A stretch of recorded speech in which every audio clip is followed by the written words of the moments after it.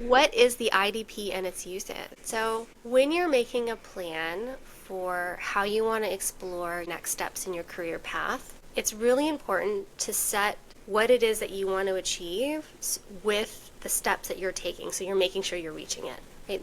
This is simply called strategic planning as well. So that you're saying, if 6 months from now, I know I want to try out for that science policy fellowship, I need to know what a policy brief is, how you do policy research, and maybe connect with a couple of people to see what important policy is happening in our state. And so if that's 6 months from now, the application deadline, in the 6 months leading up to it, your plans can help you achieve that goal. Same thing with research. If you're like, I need to create, this figure for the paper in 6 months, I need to be doing these experiments to get me there. And so this process is sometimes called an individual development plan. And what it is it allows you to set your goals and then set your smaller, specific, measurable, time-bound goals so that you can achieve them in the realms of career, research, wellness, and mindfulness, or whatever arena. And it's not just for graduate students. It's actually developed from like government and corporate and nonprofit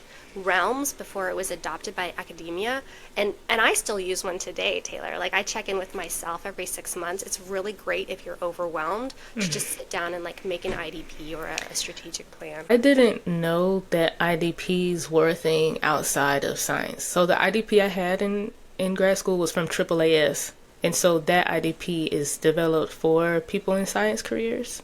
So we suggest, using that if your program doesn't already recommend that to you if you're a graduate student. But I didn't know that they were so widely used, the IDPs. So they're very useful. Yeah, there's like a chem IDP if you're more chemistry. There's an Imagine PhD if you're more humanities and social sciences. There's a public health IDP. So whatever your specialty is, you can check some of these out. I was looking for mine earlier today. Like, where was the IDP I used back in grad school? But I can't find it. It's a really useful tool. I know there's sometimes some of the softwares can be really clunky, but you can just take the heart of it, put it on a piece of paper, and start yourself. And it's a good way to just have an outline. It may end up evolving over time, but it's a good way to get started and try to keep track of things like outside of what you're doing. So it's a great way to be well-rounded, I would say.